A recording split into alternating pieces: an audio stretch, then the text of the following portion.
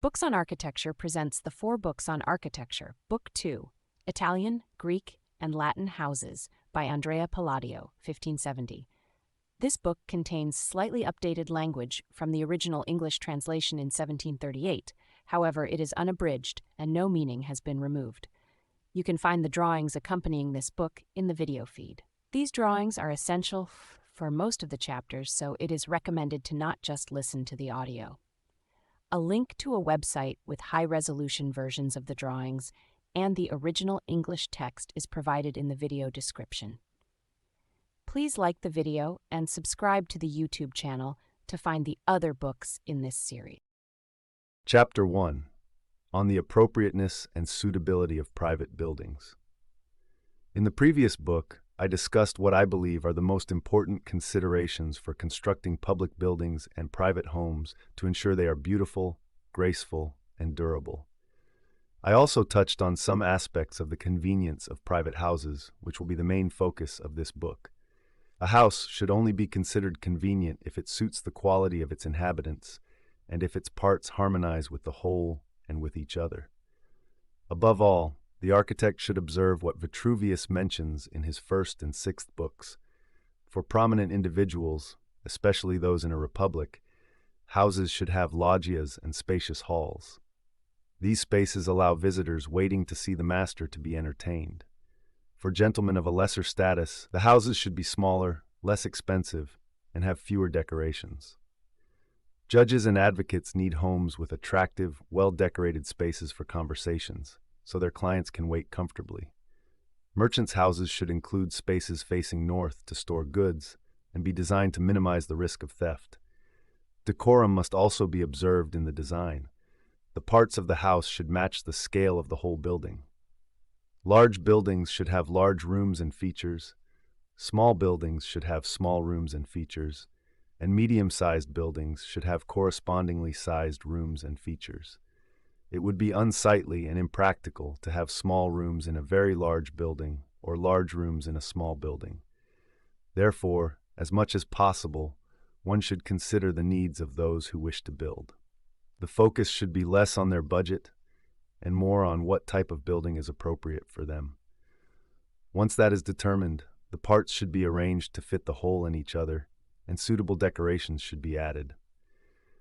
However, architects often have to prioritize the preferences of those funding the project over what should ideally be done. Chapter 2. On the Arrangement and Layout of Rooms and Other Spaces. To ensure houses are convenient for family use, which is essential for them to be commendable, great care must be taken in the design. This includes not only the main areas such as loggias, halls, courtyards, grand rooms, and spacious, well-lit staircases, but also the smaller, less aesthetically pleasing parts that serve the more important areas. Just as the human body has both noble and less attractive parts that are crucial for its function, a building needs both prominent and modest spaces to maintain its dignity and beauty. Our Creator has arranged the body so that the most beautiful parts are visible, while the less attractive ones are hidden. Similarly, in a house, the less attractive areas should be placed where they are least visible. These areas can house the necessary but unsightly elements of the home, ensuring that the more beautiful parts remain unspoiled. I recommend placing cellars, wood storage, pantries, kitchens, servant quarters, washrooms, ovens, and similar necessary spaces in the lower part of the building, which can be partially underground. This arrangement offers 2 advantages. It keeps the upper parts of the house free and unobstructed, and it makes the upper rooms healthier to live in, providing better views and light. The rest of the house should have a mix of large, medium, and small rooms, all close to each other for easy access. Smaller rooms can be divided into closets for studies, libraries, storage for writing gear, and other everyday items, keeping them separate from living, dining, and guest areas. For convenience, summer rooms should be large, spacious, and facing north to catch the cool breezes, while winter rooms should be smaller, facing south and west to capture the warmth of the sun. Smaller rooms are easier to heat. Rooms used in spring and autumn should face east and overlook gardens, as morning light is ideal for activities in studies and libraries. Large rooms, medium rooms, and small rooms should be distributed so that each part of the house corresponds well with the others, creating a harmonious and graceful whole. In cities, constraints such as neighboring walls, streets, or public spaces often limit the architect's design. It is important for the architect to adapt to these circumstances. The following plans and elevations provide insight and serve as examples of how to apply these principles, complementing the ideas discussed in the previous book. Chapter 3: On the Designs of Townhouses. I believe that those who see the following designs will appreciate the difficulty of introducing new customs in building, a field where everyone thinks they know best. I consider myself very fortunate to have found clients with such noble and generous dispositions and such excellent judgment that they listened to my reasons and moved away from the outdated practice of building without any grace or beauty. I am deeply thankful to God for granting me the opportunity to put into practice many of the lessons I've learned through my extensive travels and studies. Although some of the designed buildings are not yet fully completed, one can understand what the finished product will look like from what has already been done. I have included the name of the builder and the location for each design, so anyone interested can visit and see the results for themselves. Readers should note that in presenting these designs, I did not organize them according to the rank or dignity of the gentleman involved. Instead, I placed them where I thought it would be most convenient, acknowledging that all of these individuals are indeed very honorable. Now let's discuss the designs, starting with a house in Udine, the capital of Friuli. This house was built from the ground up by Signor Floriano Antonini, a gentleman from that city. The first order of the front features rustic work, with Ionic columns adorning the front entrance and the loggia at the back. The ground floor rooms are vaulted, with the larger rooms following the height proportions mentioned earlier, where the vault's height is based on the length of the room. The upper rooms have flat ceilings and are wider than the rooms below, thanks to the tapering of the walls and the ceiling heights matching the room's width. Above these, there are additional rooms that can be used as granaries. The height of the main hall reaches up to the roof. The kitchen is separate from the main house, but is still very convenient.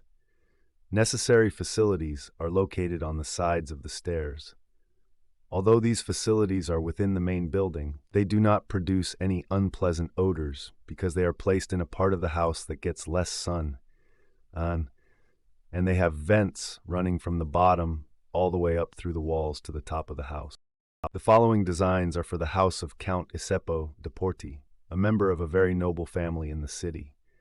This house faces two public streets and therefore has two entrances, each with 4 columns that support the vault and ensure the stability of the space above. The ground floor rooms are vaulted, with their heights following the method described earlier for vault proportions. The rooms on the second floor have flat ceilings. Both the ground floor and the second floor are adorned with paintings and beautiful stucco work by the aforementioned excellent artists, as well as by Messer Paolo Veronese, a renowned painter. The courtyard, surrounded by porticos, is accessible from the entrances via a passage. It features columns that are 36.5 feet tall, matching the combined height of the first and second floors. Behind these columns are pilasters that are 1 3/4 feet wide and 1 2 inches thick, supporting the pavement of the loggia above. This courtyard divides the house into 2 parts. The front section is for the use of the master and his family, while the back section is designated for lodging guests. This arrangement ensures that both the family and the guests have their own private spaces, a concept highly valued by the ancients, particularly the Greeks. Additionally, this division will be useful if the descendants of the Count choose to have separate apartments in the future. I have placed the main stairs under the portico so they align with the center of the courtyard. This arrangement compels those who wish to go upstairs to pass through the most beautiful part of the house. Additionally, being centrally located, the stairs can conveniently serve both sections of the house. The cellars and similar spaces are underground. The stables are situated outside the main square of the house, with their entrance located under the stairs. In the large format designs, the first drawing is of the front facade and the second is of the section facing the courtyard. The following building is in Verona and was started by Count Giovanni Battista della Torre, a gentleman from the city. Unfortunately, he passed away before he could complete it, but a significant portion is already finished. You enter this house from the sides through passages that are 10 feet wide, leading into 2 courts, each 50 feet long. From these courts, you proceed into an open hall with 4 columns for added structural support of the vault above. From this hall, you can access the stairs, which are oval and open in the middle. The courts have corridors or balconies surrounding them, level with the second-floor rooms. Additional stairs are provided for the greater convenience of the entire house. This layout works particularly well for this site, which is long and narrow, with the main street facing one of the shorter fronts. The following designs are for a building in Vicenza, owned by Count Ottavio de Tieni. It originally belonged to Count Marc Antonio, who began its construction. This house is centrally located near the piazza, so I decided to allocate the part facing the piazza for shops. The architect should consider the builder's advantage when possible, especially when the site is sufficiently large. Each shop has a mezzanine above it for the shopkeeper's use, and the rooms for the master are situated above these mezzanines. This house is insular, surrounded by 4 streets. The main entrance, or master gate, features a loggia at the front and faces the city's busiest street. The city hall will be above, extending even with the loggia. There are 2 side entrances with columns in the middle, placed not just for ornamentation but to ensure the structural integrity of the part above and to make the height proportional to the width. These entrances lead into a courtyard surrounded by loggias with pilasters. The first order of pilasters is rustic, and the second is composite. The corners of the courtyard feature octagonal rooms, which are well suited for various uses due to their form. The completed rooms in this building have been adorned with beautiful stucco work by Messer Alessandro Vittoria and Messer Bartolomeo Ridolfi, and paintings by Messer Anselmo Canera and Messer Bernardino India of Verona, both outstanding artists of their time. The following designs, presented in a larger format, illustrate the building mentioned above. The first part shows the front facade, while the second part depicts the section facing the courtyard. The Counts Valmarana, esteemed gentlemen, have built a house in the city for their honor and convenience, as well as to enhance the beauty of their homeland, according to the following designs. This building is richly adorned with stuccos and paintings. The house is divided into 2 sections by a central area, around which there is a corridor or balcony that connects the front part of the house to the back. The rooms on the ground floor are vaulted, while the rooms on the upper floor have flat ceilings, with their heights matching their widths. The garden, located in front of the stables, is actually much larger than depicted. It appears smaller in the drawings because the page could not accommodate both the stables and all other parts. This concludes the description of this building. As with all the others, I have included the measurements of each part. The following design illustrates half of the front facade. Among the many honorable gentlemen of Vicenza is Monsignor Paolo Almerico, an ecclesiastic who served as a referendary to 2 supreme popes, Pius IV and V. For his merits, he and his family were granted Roman citizenship. After traveling for many years in pursuit of honor, and with all his relatives deceased, he returned to his native country. For his recreation, he retired to one of his country houses on a hill less than a quarter-mile from the city. Here, he built according to the following design. I have not placed this among the villas because of its proximity to the city, making it almost part of the city itself. The location is as pleasant and delightful as can be found.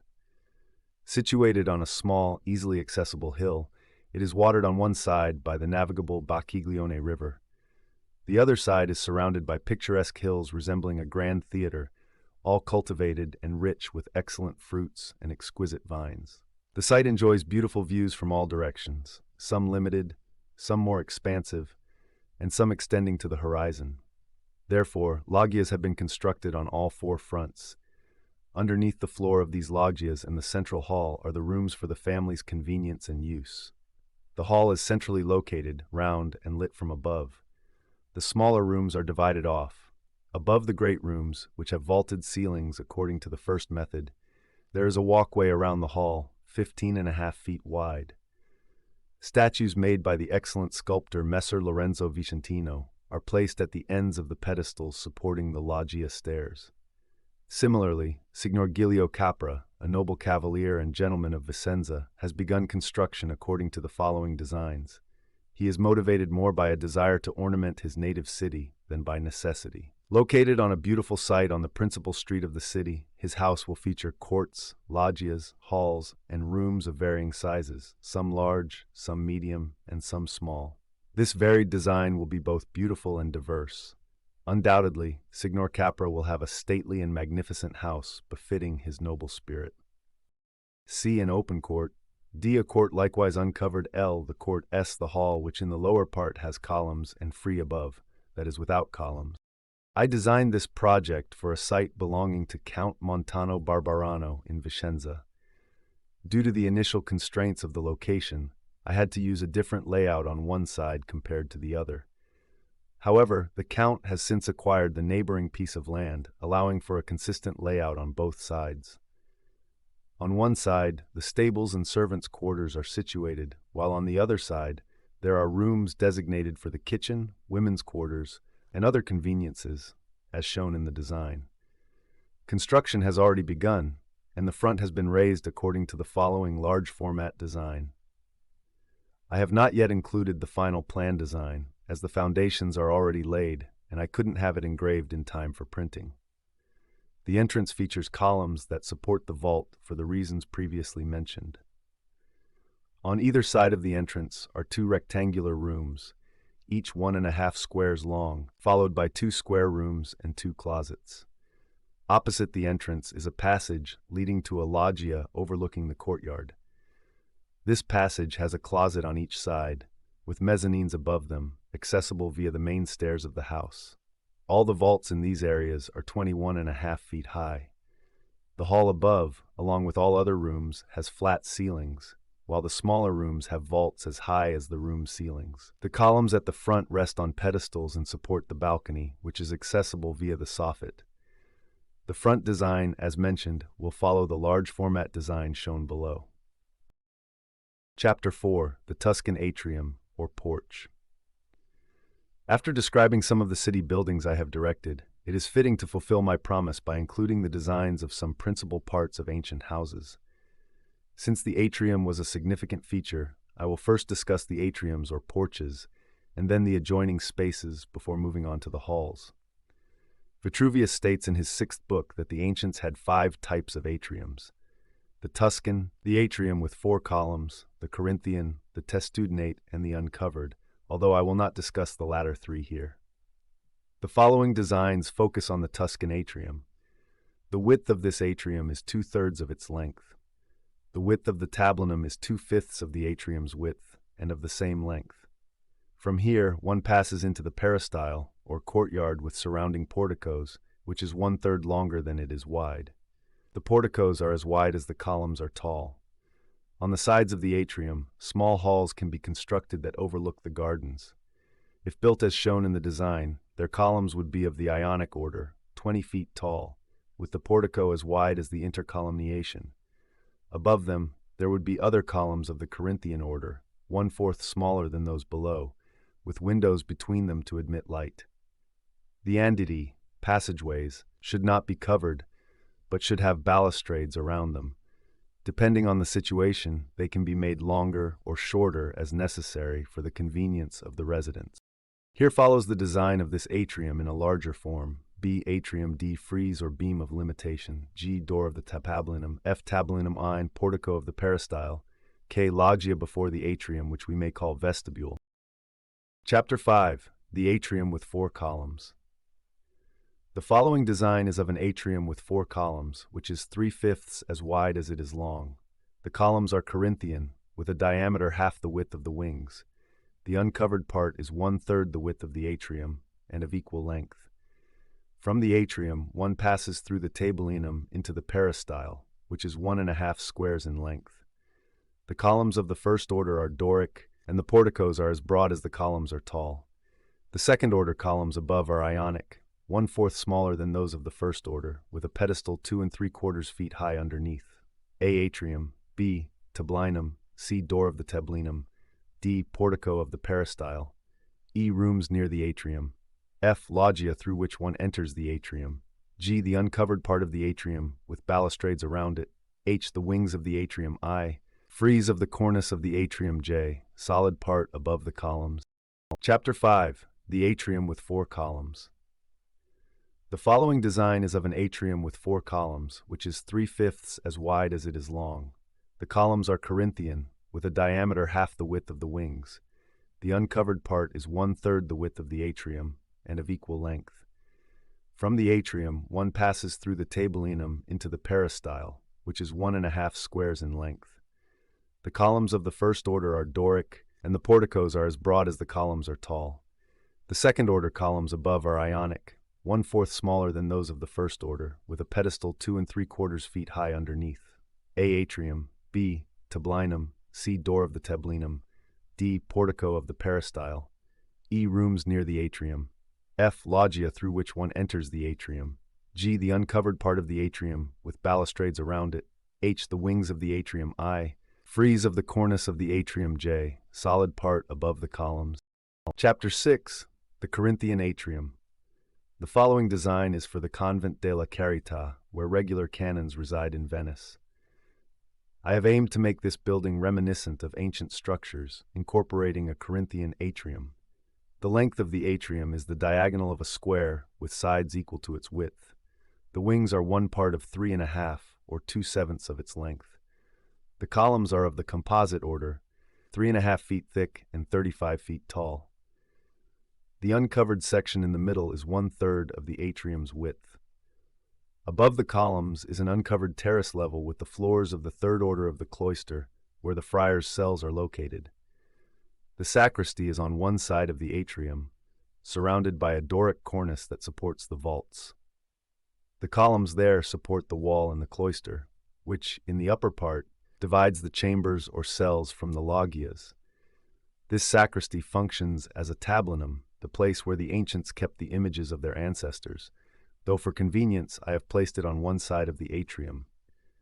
On the opposite side is the chapter room, corresponding to the sacristy. Near the church there is an oval staircase, open in the middle, which is both convenient and aesthetically pleasing. From the atrium, one enters the cloister, which has 3 orders of columns, one above the other. The first order is Doric, with columns projecting more than halfway from the pilasters. The second order is Ionic, with columns 1/5 smaller than the first. The third order is Corinthian, with columns 1/5 smaller than the second.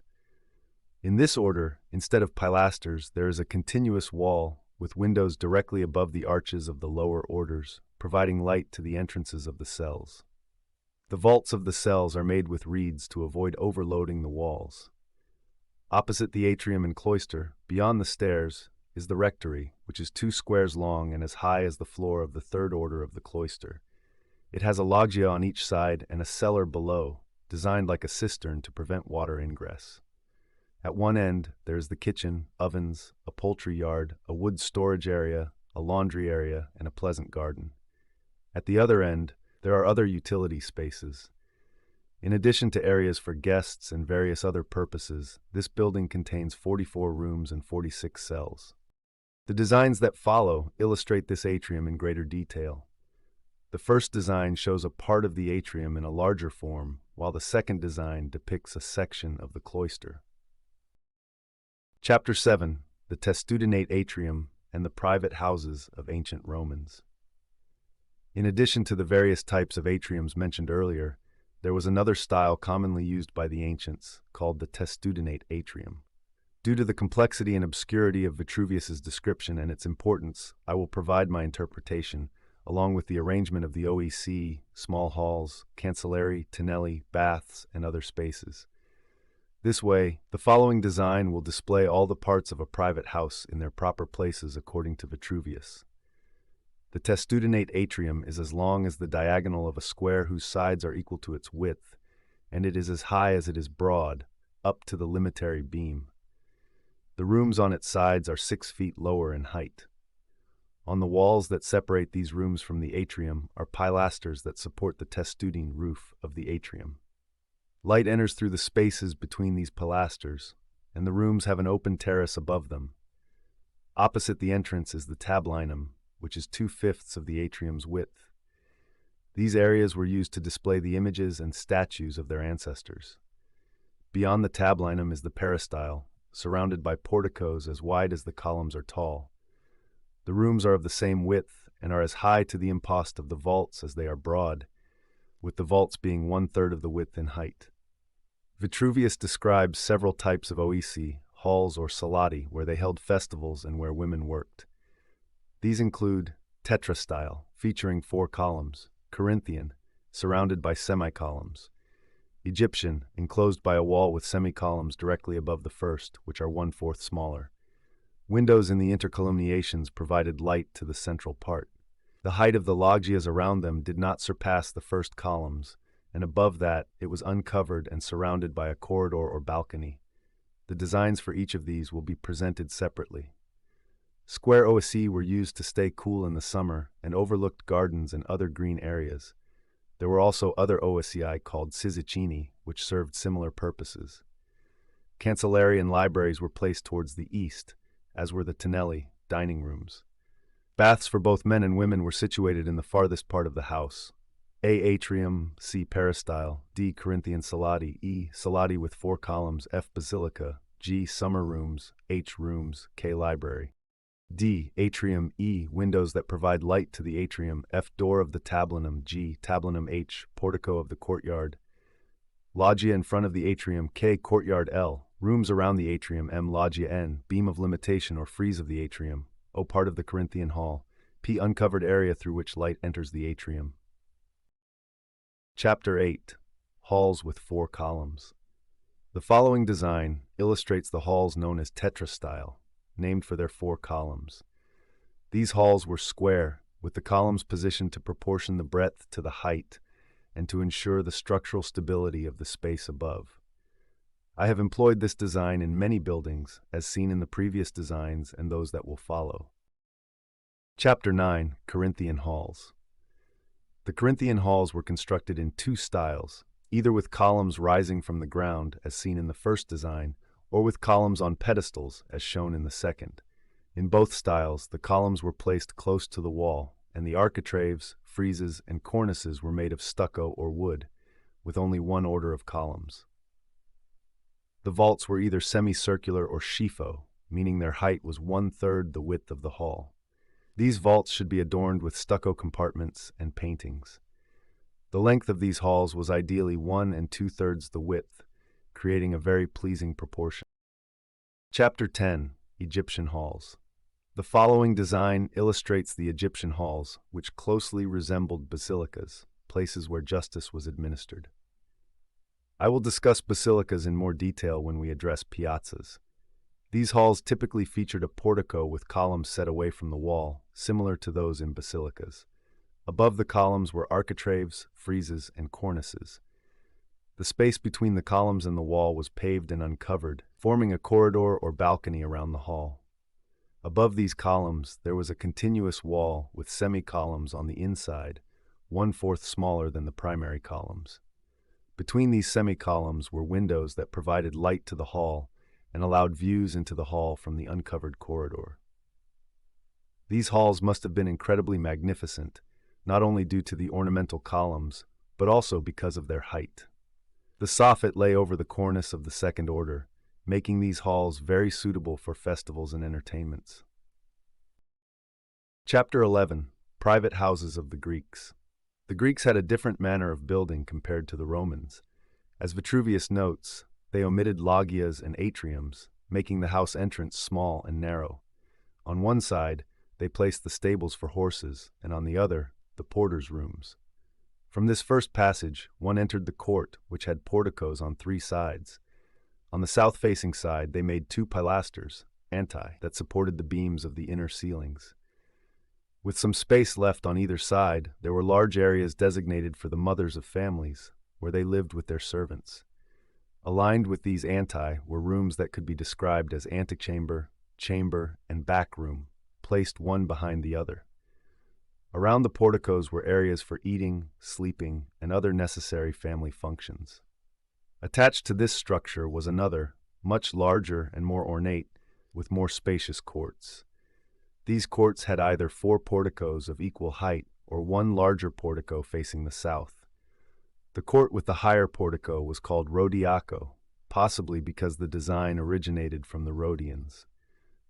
These courts featured magnificent loggias at the front, with their own gates, where men resided.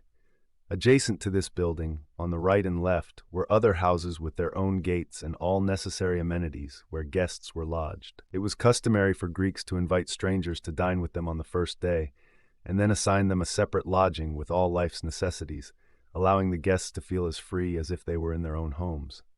Let this suffice as an overview of Greek houses and city houses. Parts of Greek houses: A. Passage, B. Stables, C. Porters' rooms, D. First court, E. Entrance to the rooms, F. Areas where the women worked, G. First great room, anteroom, H. Middle chamber, I. Small room, K. Small dining halls, L. Rooms, M. Second court, larger than the first, N. Larger portico, from which the court is called Rodiaco, O. Passage from the smaller to the larger court, P. 3 porticos with small columns, Q. Triclini, Sizicini, and Cancellari, places to be painted, R. Hall, S. Library, T. Square dining halls, V. Guest houses, X. Alleys separating guest houses from the master's house, Y. Small uncovered courts, Z. Principal street. Chapter 12. Choosing the site for villa construction. City houses provide great splendor and convenience for a gentleman who needs to reside in them for public duties or personal affairs. However, a country house can offer just as much utility and solace. In the countryside, one can spend time enhancing their property through agriculture and industry, thereby improving their estate. Additionally, the exercise one gets in the villa, whether on foot or horseback, helps maintain physical strength and health. Finally, the tranquility of the countryside provides a much-needed respite from the hectic city life, allowing one to focus on studies and contemplation. This is why ancient sages often retired to such places. Surrounded by virtuous friends and family, with houses, gardens, fountains, and other pleasant surroundings, and above all their virtue, they could achieve as much happiness as possible in this world. Having discussed city houses, it is now time to move on to country houses, which primarily serve private and family affairs. Before delving into the designs, it is important to consider the location and layout of these buildings. Unlike in cities, where public walls and neighboring properties often restrict us, a wise architect must carefully choose a convenient and healthy site for a villa. Since country living often occurs during the summer, even the healthiest places can become uncomfortable due to the heat. First, select a site that is centrally located within the estate. This allows the owner to easily oversee and improve the property and facilitates the transportation of produce to the house. Building near a river can be both convenient and beautiful. It allows for easy transportation of goods to the city and provides water for the household and livestock. A river also cools the air in summer and enhances the view while watering the estate's gardens. If a navigable river is not available, aim to build near another source of running water. Avoid stagnant waters as they create unhealthy air. Instead, choose elevated and open sites where the wind can move freely and the ground slopes to drain moisture and vapors. These locations promote health and well-being, free from pests like gnats, which thrive in stagnant water areas. Water quality is crucial for human health. Different waters can cause various health issues, so it's important to avoid building near water that has an odd taste or color. Choose clear, limpid water that doesn't stain a white cloth when sprinkled on it. Good water will make excellent bread, quickly boil greens, and leave no residue when boiled. Signs of good water include a clean and sandy or gravelly bottom without moss or rushes. Observe the local wildlife. Healthy, robust, and fat animals indicate good water quality. For air quality, ancient buildings can be indicators. If they are not corroded and the trees are healthy and upright, the air is likely good. Stones that aren't decomposed and residents with a healthy complexion are also good signs. Avoid building in valleys enclosed by mountains. Such locations are unhealthy due to poor air circulation and moisture retention, leading to pestiferous vapors that weaken both body and mind. Valleys also experience extreme temperatures, with excessive heat from reflected sunlight or continuous shade causing dullness and discoloration in people. Winds in valleys can be either too strong or too stagnant, further degrading air quality. If building on a mountain is necessary, choose a site facing a temperate direction, avoiding constant shade from higher mountains or excessive heat from sun reflection. These conditions make living uncomfortable. In summary, when choosing a site for a villa, consider all the factors that apply to city houses. After all, a city is like a large house, and a country house is like a small city. Chapter 13. The Layout and Arrangement of Villas.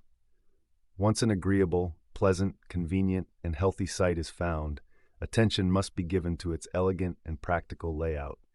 There are two types of structures required in a villa, one for the habitation of the master and his family, and the other for managing and caring for the produce and animals of the estate. Therefore, the site layout should ensure that one does not interfere with the other.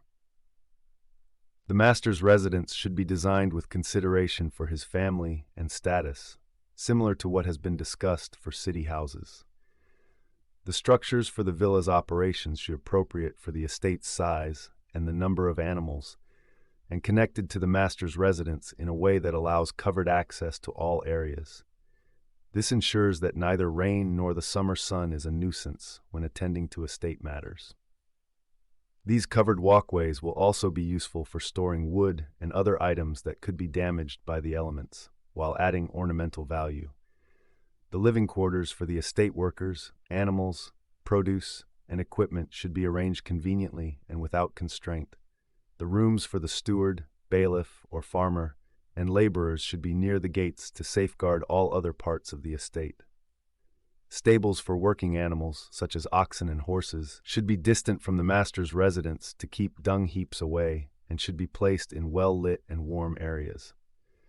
Breeding areas for animals like pigs, sheep, pigeons, and fowls should be arranged according to their needs and local customs. Cellars should be underground, enclosed, and far from noise, moisture, or bad smells, and should receive light from the east or north to prevent the wine from overheating and spoiling. They should have slightly sloping floors made of terrazzo or suitable paving, so any spilled wine can be easily recovered. Wine fermentation tubs should be placed under coverings near the cellars, elevated so their outlets are higher than the barrel's bungholes for easy transfer of wine. Granaries should face north to keep the grain cool and preserve it longer, preventing the growth of pests. Their floors should be of terrazzo or wooden boards, as lime can spoil the grain. Other storage rooms should also face north for the same reasons. Haylofts should face south or west to dry the hay with the sun's heat, preventing it from rotting or catching fire. Tools necessary for farming should be stored in covered areas facing south. The threshing floor should be exposed to the sun, spacious, slightly raised in the middle, and paved with porticos around it or on one side, so the grain can be quickly covered in case of sudden rain. It should not be too close to the master's house to avoid dust, but should be within sight. This general guidance on site selection and layout will suffice. As promised, I will now present the designs of some of the villas I have directed in the countryside, according to various plans. Chapter 14. The Designs of Country Houses Belonging to Noble Venetians.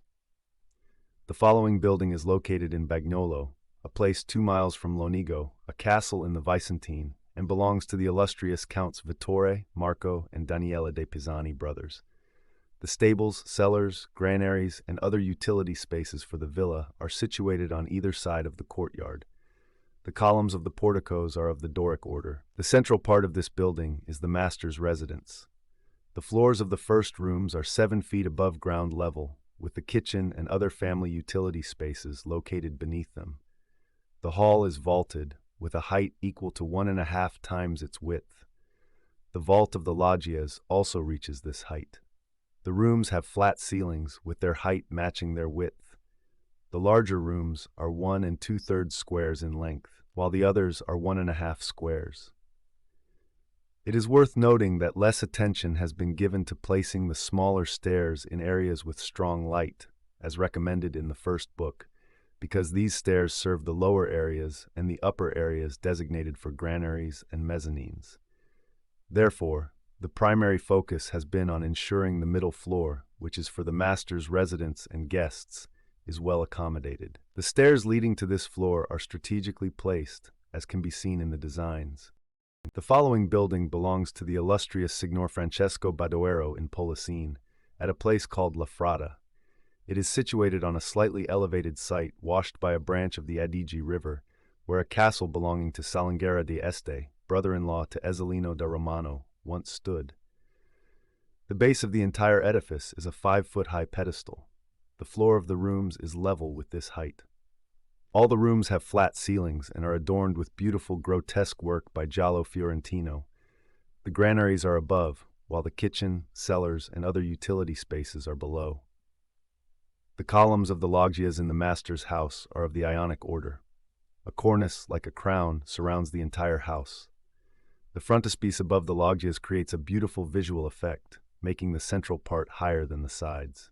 Lower on the site are the accommodations for the steward, bailiff, or farmer, stables, and other facilities appropriate for a villa. The magnificent Signor Marco Zeno has built according to the following design at Cesalto, a place near Motta, a castle in Trevigiano.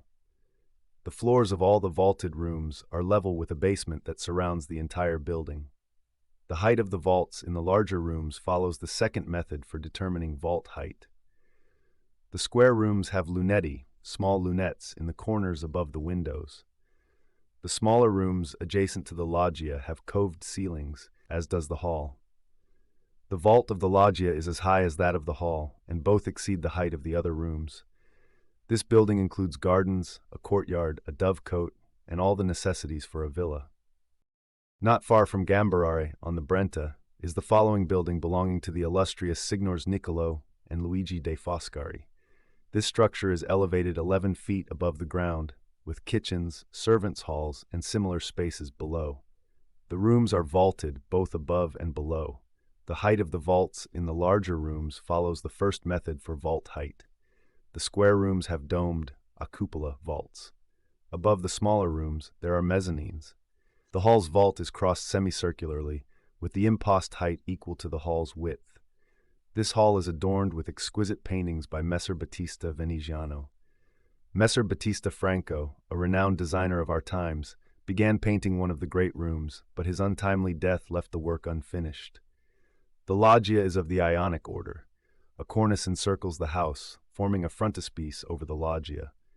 On the opposite side, below the main roof, another cornice extends over the frontispiece. The rooms above resemble mezzanines due to their low height, being only 8 feet tall. The following building is located in Massera, a village near Asolo, a castle in Trevigiano, belonging to Monsignor Reverendissimo Eletto de Aquileia and the magnificent Signor Marc Antonio de Barbari brothers. The part of the building that projects slightly forward has 2 orders of rooms. The floor of the upper rooms is level with the courtyard at the back, where there is a fountain carved into the mountain opposite the house, adorned with numerous stucco and painting decorations. This fountain forms a small lake, which serves as a fish pond.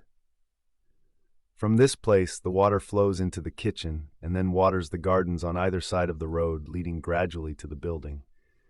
It forms 2 fish ponds with watering places along the main road, and then waters the kitchen garden, which is very large and filled with excellent fruits and various kinds of pulses. The front of the master's house features 4 Ionic columns. The capitals of those at the corners face both directions.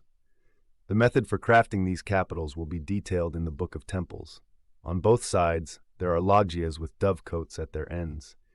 Underneath, there are spaces for wine production, stables, and other facilities for the villa. The following building is near the gate of Montagnana, a castle in Padoano, and was built by the magnificent Signor Francesco Pisani. Unfortunately, he passed away before he could complete it. The large rooms are 1 3/4 squares in length, with schifo vaults of a height corresponding to the second method for vault height. The middle-sized rooms are square and vaulted a cadino. The small rooms in the passage are of equal width, with their vaults 2 squares in height. The entrance features 4 columns, 1/5 smaller than those outside, which support the pavement of the hall and enhance the beauty and security of the vault's height. In the 4 niches, the 4 seasons of the year have been sculpted by Messer Alessandro Vittoria, an excellent sculptor. The first order of the columns is Doric and the second is Ionic. The rooms above have flat ceilings, and the height of the hall reaches up to the roof. This building has 2 streets flanking it, with 2 doors over which there are passages leading to the kitchen and servants' quarters. The following building belongs to the magnificent Signor Giorgio Cornara in Piombino, a place in Castelfranco. The first order of the loggias is Ionic. The hall is situated in the innermost part of the house to keep it away from heat and cold. The wings, where the niches are seen, are 1/3 the width of the hall's length. The columns align directly with the last but one of the loggias and are spaced as far apart as they are tall. The large rooms are 1 3/4 squares long, with vault heights following the first method for vault height. The medium-sized rooms are square, with their height 1/3 greater than their width, and have lunette vaults. Above the small rooms, there are mezzanines. The upper loggias are of the Corinthian order, with columns 1/5 smaller than those below. The rooms have flat ceilings, some with mezzanines above them. On one side is the kitchen and housewifery areas. On the other side, there are spaces for servants. The following building belongs to the distinguished Cavalier Signor Leonardo Mocenico in the village of Morocco, on the road from Venice to Trivigi. The cellars are above ground, with granaries on one side and family conveniences on the other. Above these spaces are the master's rooms, divided into 4 apartments. The vaults of the larger rooms are 21 feet high and made of cane to keep them light. The vaults of the medium-sized rooms are the same height as those of the larger rooms. The vaults of the smaller rooms or closets are cross-vaulted, a crociera, and 17 feet high. The lower loggia is of the Ionic order. There are 4 columns in the ground hall to ensure the height is proportional to the breadth. The upper loggia is of the Corinthian order and features a poggio 2 3/4 feet high. The stairs are centrally placed, dividing the hall from the loggia, and ascend in opposite directions, allowing for convenient and beautiful movement up and down the right and left sides, with ample light. The wings of this building house the facilities for winemaking, stables, porticos, and other amenities suitable for a villa. The building described here is located in Fanzolo, a village in Trevigiano, 3 miles from Castelfranco, and belongs to the magnificent Signor Leonardo Erno. The cellars, granaries, stables, and other facilities necessary for a villa are situated on either side of the master's house. At the end of each wing is a dovecote, which provides both profit to the master and serves as an ornament to the property. All of these areas are accessible under cover, a key feature for any villa, as previously noted. Behind the main building, there is a square garden spanning 80 campi trevigiani. A small river runs through the middle of this garden, making the setting both delightful and beautiful. The villa has been adorned with paintings by Messer Battista Venetiano. The following designs are for the building of Signor Girolamo Ragona, a Vicentine gentleman, constructed at Le Ghizole, his villa. This building incorporates the conveniences previously mentioned, allowing access to all areas under cover. The floors of the master's rooms are 12 feet above the ground. Below these rooms are the facilities for the family, and above them are additional rooms that can serve as granaries or as lodging spaces when needed. The principal stairs are located at the front of the house and align with the porticos of the courtyard. In Pogliana, a village, is the following building belonging to Cavalier Pogliana. Its rooms have been adorned with paintings and beautiful stuccos by Messer Bernardino India and Messer Anselmo Canera, Veronese painters, and by Messer Bartolomeo Ridolfi, a Veronese sculptor. The large rooms are 1 2/3 squares long and are vaulted. The square rooms have lunetti in their corners. Over the smaller rooms, there are mezzanines. The height of the hall is 1.5 times its width, and at the height of the loggia, the hall is vaulted a fascia, and the loggia is vaulted a crociera. Above all these spaces are the granaries, with the cellars and kitchen beneath them, as the floor is raised 5 feet above the ground. On one side, there is a courtyard and other facilities necessary for a villa. On the other side, there is a garden that corresponds to the courtyard. At the back, there is a kitchen garden and a fish pond. Cavalier Pagliana, being both magnificent and of noble mind, has spared no expense in adding any ornament or convenience that might make his residence beautiful, delightful, and functional. In La Sierra, near Vicenza, stands the following building, constructed by Signor Francesco Valmarana, of happy memory. The loggias are of the Ionic order, with columns that rest on a square base that encircles the house. The floors of the loggias and rooms are at this same height, and all the rooms have flat ceilings. At the corners of the house, there are 4 towers, each vaulted. The hall is vaulted a fascia. This building has 2 courts, one at the front for the master's use, and one at the back where the corn is threshed. There are covered areas that accommodate all the necessary facilities for the functioning of a villa. The following building was begun by Count Francesco and Count Lodovico de Trissini, brothers, at Meledo, a village in the Vicentine. The location is very beautiful, situated on a hill washed by a pleasant little river, in the middle of a spacious plain, and near a well-traveled road. At the summit of the hill, there is to be a round hall, surrounded by rooms, but elevated enough to receive light from above them.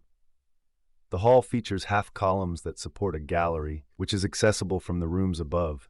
These rooms, being only 7 feet high, serve as mezzanines. Beneath the floor of the main rooms are the kitchens, servants' halls, and other utility spaces. Each facade of the building offers a beautiful view, and there are 4 Corinthian loggias. The cupola of the hall rises above the frontispieces of these loggias, creating a pleasing visual effect. The loggias, extending towards the circumference, form an agreeable prospect. Closer to the plain are the haylofts, cellars, stables, granaries, farmers' quarters, and other rooms necessary for the villa. The columns of these porticos are of the Tuscan order. Over the river, at the corners of the court, are 2 dovecotes. The building described below is located in Campiglia, in the Vicentine region, and belongs to Signor Mario Rapeta, who fulfilled the wishes of his late father, Signor Francesco, of happy memory.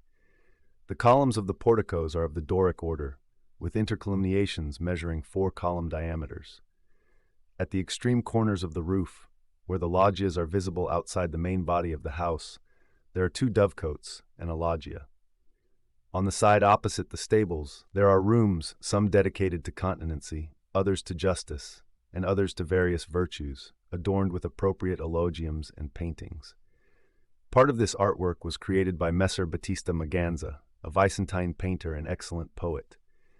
This design was implemented so that Signor Mario Rapeta, who courteously receives all visitors, can lodge his guests and friends in rooms inscribed with the virtues to which they are most inclined.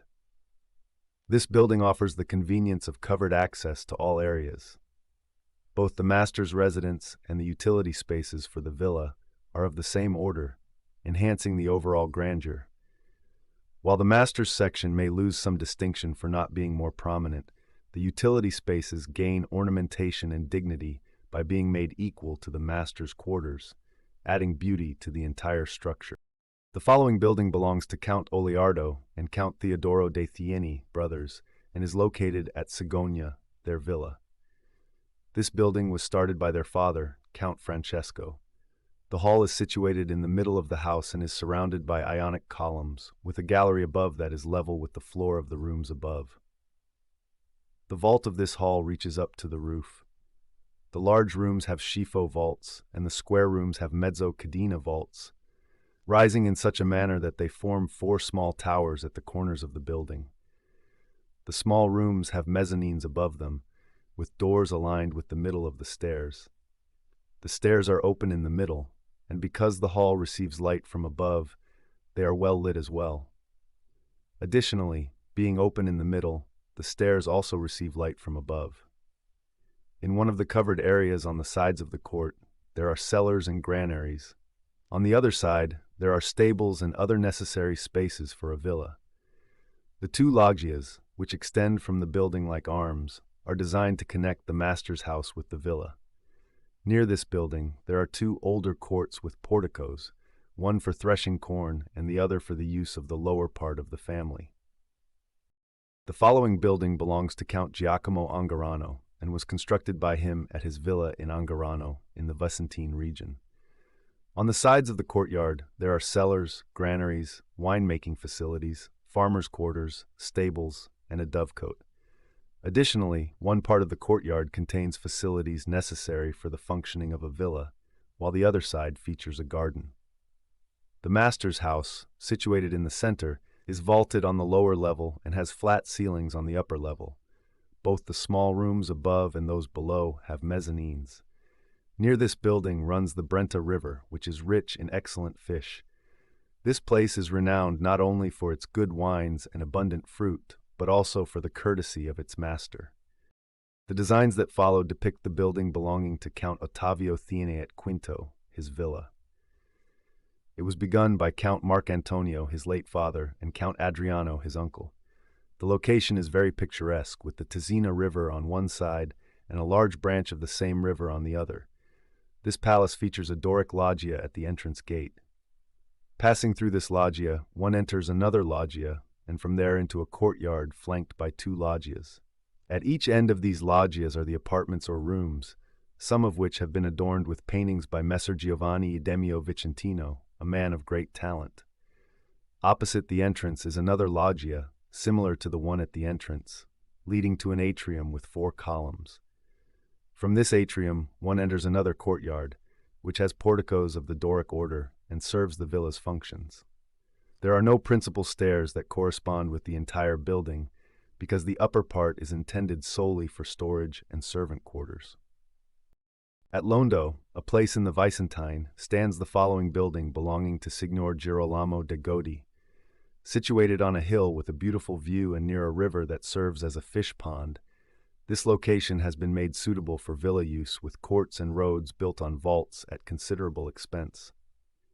The central building serves as the residence for the master and his family. The master's rooms have floors that are 13 feet above ground and have ceilings.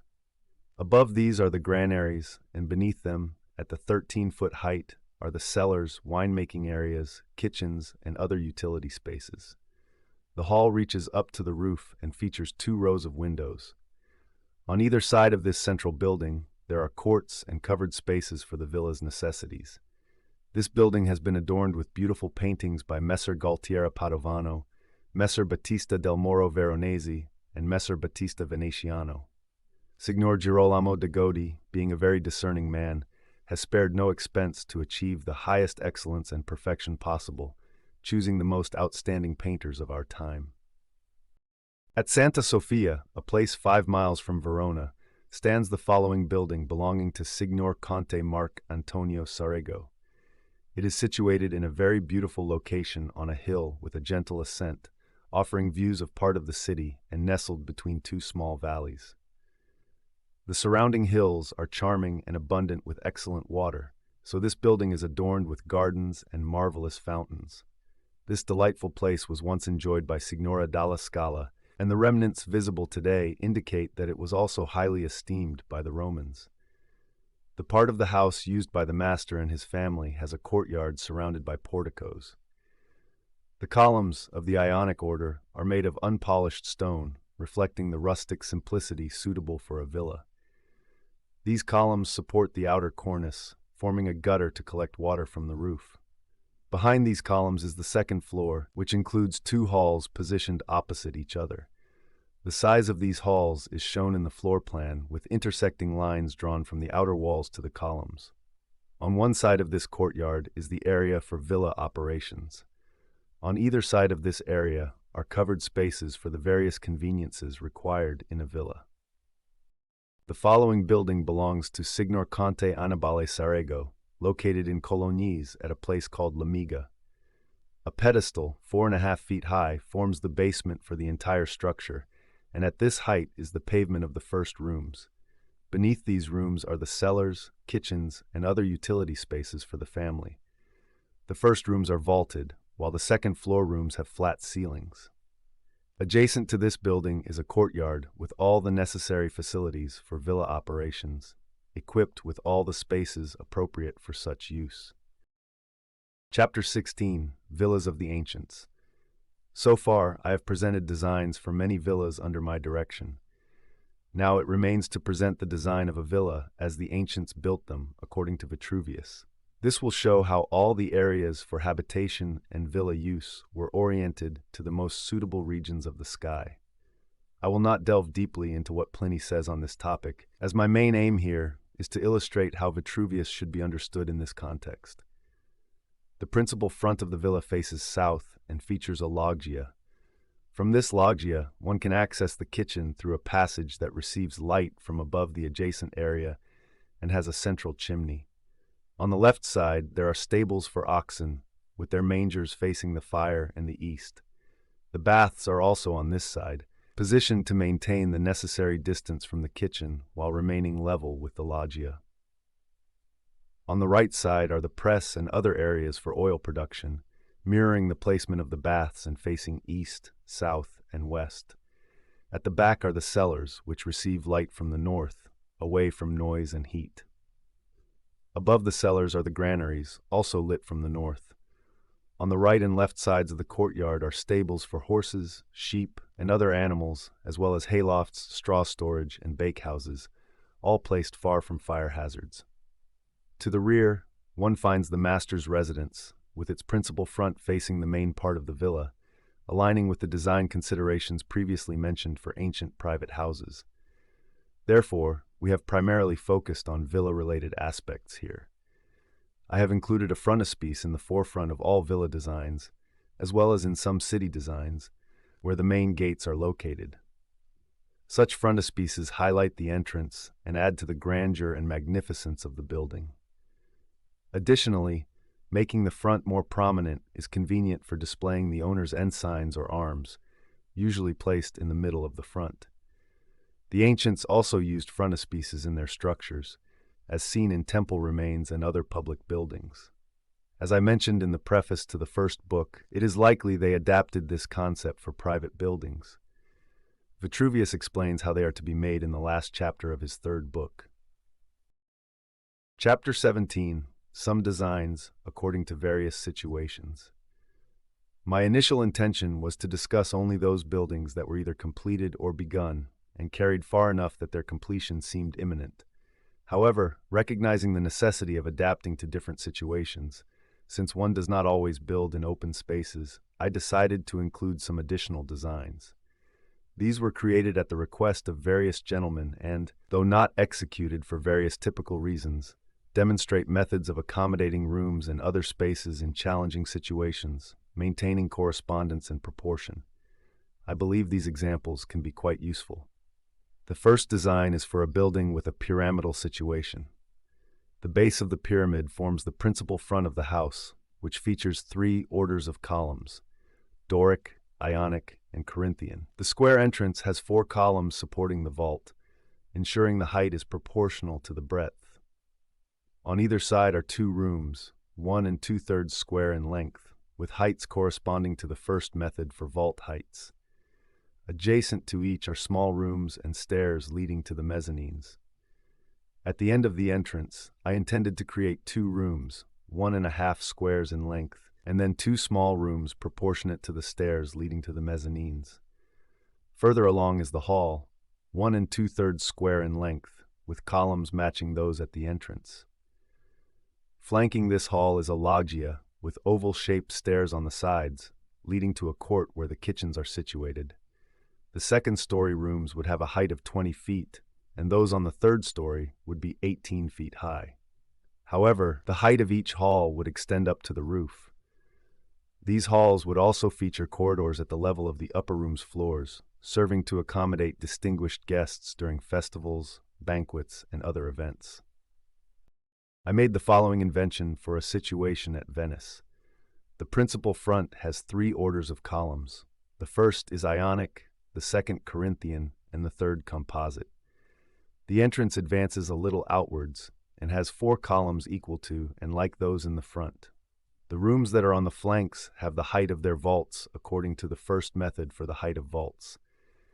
Besides these, there are small rooms, closets, and the stairs that serve to the mezzati. Opposite to the entrance, there is a passage, through which one goes into another smaller hall, which on one side has a small court from whence it receives light, and on the other the principal and larger stairs of an oval form, void in the middle, and with columns round them that support the steps.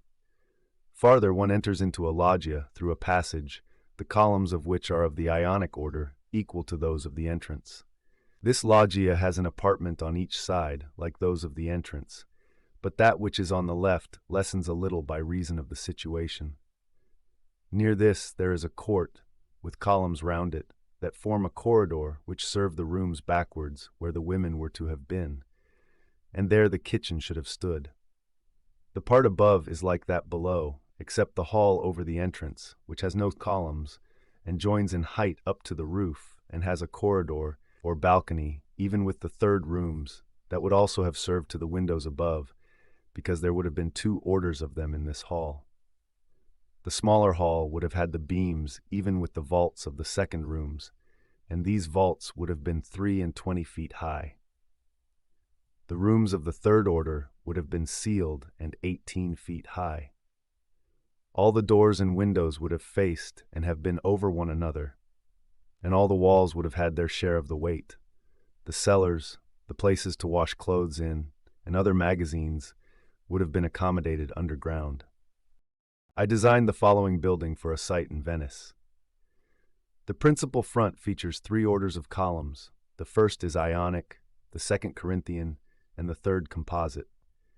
The entrance projects slightly outward and has 4 columns matching those on the front. The rooms on the sides have vault heights according to the first method for vault height.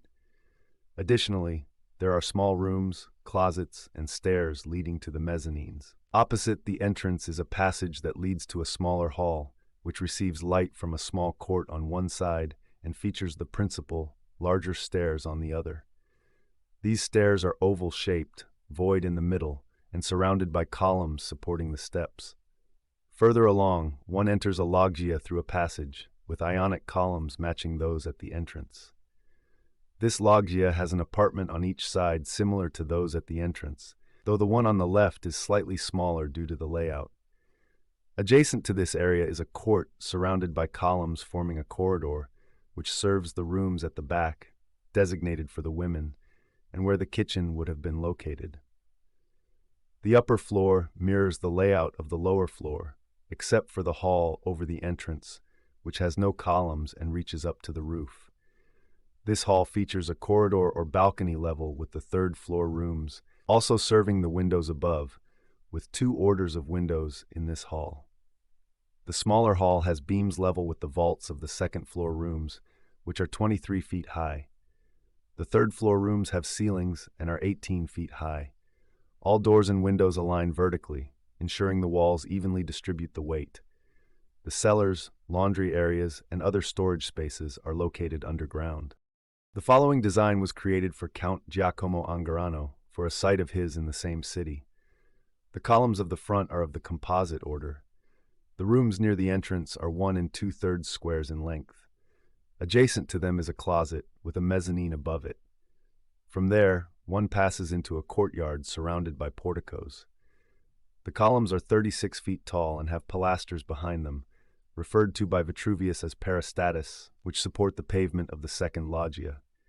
Above this, there is another uncovered loggia, level with the top floor of the house, and it has corridors around it. Further along, one finds another courtyard, also surrounded by porticos. The first order of columns is Doric, and the second is Ionic, where the stairs are placed. Opposite the stairs are the stables, where the kitchens and servant quarters could also be located. On the upper floor, the hall would have been without columns, with its ceiling reaching up to the roof. The rooms would have been as high as they are broad, with closets and mezzanines similar to those on the lower floor. Above the columns in the front, a corridor could have been constructed, which would have been very convenient for various occasions. In Verona, at the Portone, commonly known as Della Bra, a most notable location, Count Gio Battista della Torre once planned to build the following structure, which would have included gardens and all the necessary components for a comfortable and delightful place. The first rooms were to be vaulted, with mezzanines above all the smaller ones, served by small stairs. The second rooms, those above, would have had ceilings. The height of the hall would have reached up to the roof, and at the level of the soffit there would have been a corridor or balcony. The hall would have received light from the loggia and the windows positioned on the sides. I also designed the following structure for Cavalier Gio. Battista Garzador, a Byzantine gentleman. This design features two loggias, one at the front and one at the back, both of the Corinthian order. These loggias have soffits, as does the ground hall, which is situated in the innermost part of the house to keep it cool in the summer, and it has two orders of windows.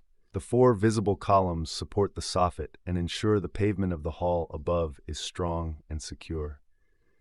The hall is square, without columns, and its height matches its width, plus the thickness of the cornice. The vault heights of the larger rooms follow the third method for determining vault height. The vaults of the closets are 16 feet high. The rooms on the upper floor have ceilings. The columns of the second loggias are of the composite order and are 1/5 smaller than those below. These loggias have frontispieces, which, as I have mentioned, add significant grandeur to the structure by making it more elevated in the middle than at the sides, and they also provide a place to display ensigns. I designed the following structure at the request of the distinguished Cavalier Signor Leonardo Mocenico for a site of his on the Brenta. 4 loggias, extending like arms toward the perimeter, appear to welcome those approaching the house. Near these loggias are the stables, located at the front overlooking the river, and at the back are the kitchens and quarters for the steward and the farmer. The central loggia at the front is dense with columns, which, being 40 feet high, have pilasters 2 feet wide and 1¼ feet thick behind them to support the floor of the second loggia. Further in, one finds a courtyard surrounded by Ionic order loggias. The porticos are as wide as the columns are long, minus the diameter of a column. The loggias and rooms overlooking the gardens are of the same width, allowing the wall dividing one section from another to be centrally placed to support the roof's weight. The first rooms would have been very convenient for dining when hosting a large number of guests and are in double proportion. The corner rooms are square with schifo vaults, reaching as high as the room is wide up to the impost, and covered by 1/3 of the width. The hall is 2½ squares long, with columns to proportion the length and breadth to the height. These columns would have been present only in the ground hall, keeping the hall itself unobstructed. The columns of the upper loggias around the courtyard are 1/5 smaller than those below and are of the Corinthian order. The rooms above are as high as they are broad. The stairs are located at the end of the courtyard, ascending opposite each other. With this design, praise be to God, I conclude these 2 books. In them, I have endeavored to compile and teach concisely, using words and illustrations, all the elements I deem most necessary and important for good construction, particularly for private houses, ensuring they embody beauty and provide credit and convenience to their owners. This is the end of the audiobook. Please like the video and subscribe to the channel for similar content. Thank you.